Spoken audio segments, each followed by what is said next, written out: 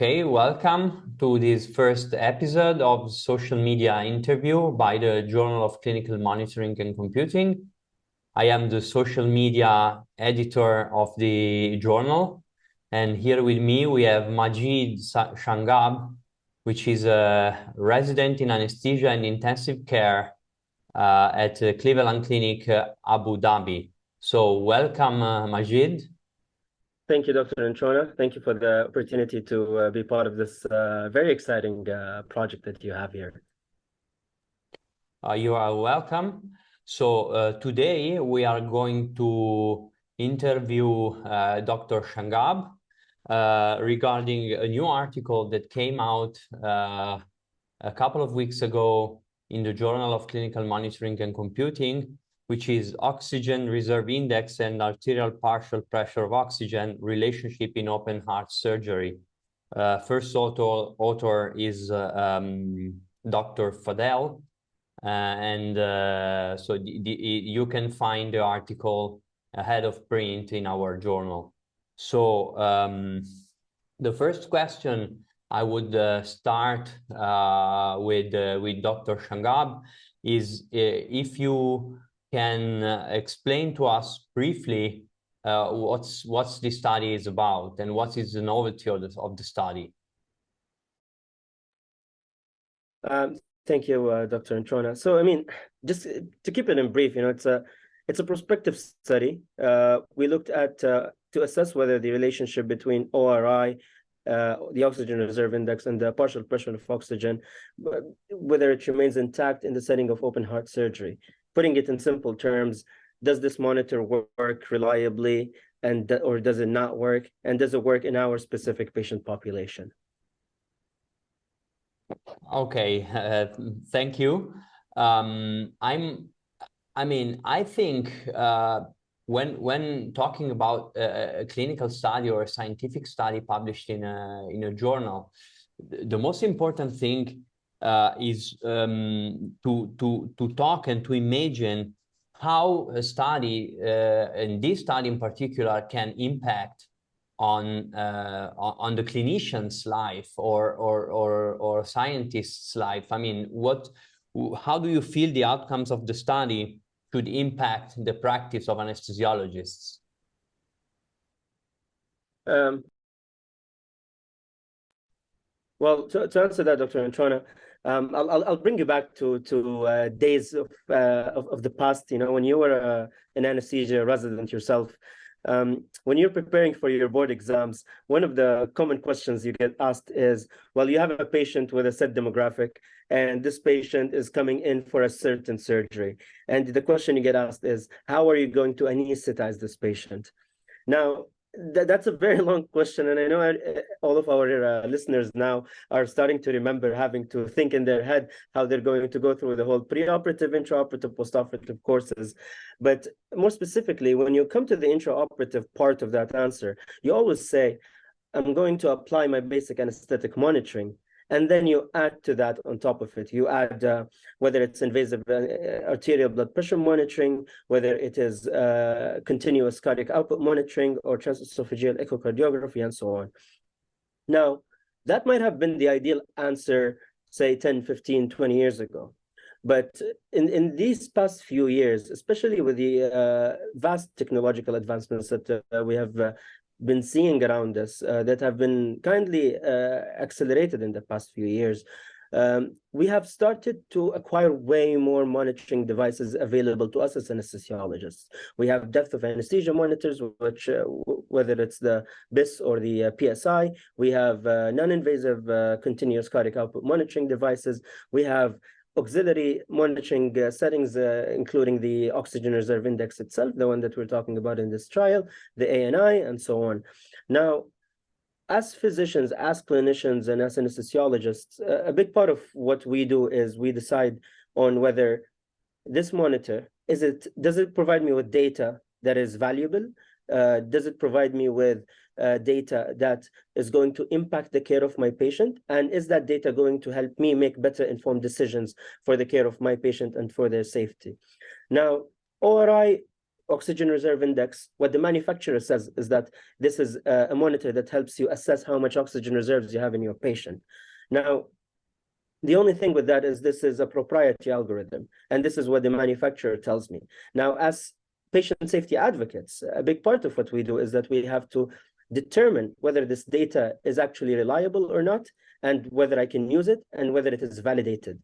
And I think this is where this study really impacts the practice of anesthesia moving forward, in the sense that what we have done in this trial, and this is kind of spoiling the outcomes of the trial to our readers, well, that we found that it is validated in our patients coming for open heart surgery. The data that comes out of it does reliably tell you whether your patient has an oxygen reserve or not. And this will help you determine how much time can you wait during the lungs down part of the surgery, when your surgeon is harvesting the grafts, the arterial grafts from the chest. How long can my patient last while I am after I pre-oxygenate them and before I intubate them? All of these are very important clinical questions that we ask ourselves, and the monitor, from what we have concluded in the study, is something that can help you achieve these answers. Thank you for the answer. I think this is really interesting, also from the journal perspective, because we, as a journal of clinical monitoring, we try to scientifically take a look to what are the new technologies in monitoring and computing. And this is something we should really keep in mind. So with the enormous amount of technologies that every day and every month come out, the only way of keeping order is to scientifically validate technologies, to implement technologies in the clinical practice, and to take a look to the outcomes. So this is the only way, sustainable for the future. So it's a really interesting conversation from my side. Just to go further, I have another question. I would like to go a little bit deeper in the background, because we as editor, we know more on what's going on behind the curtains, you know. But from a researcher perspective, can you tell us how did the idea come out, and further on, what were the challenges you encountered from the idea, the generation of the idea, and the publication?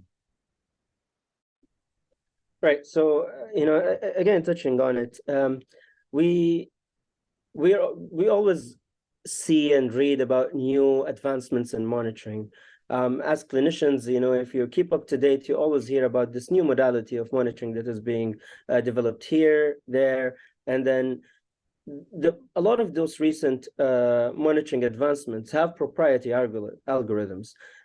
For me to be able to reliably use a monitor and then say that I can use this for my patient, and this will improve the safety and improve the patient care of the person that I'm anesthetizing right now, I have to have validated information and validated data that tells me that this does work and this does provide what I expect it to do.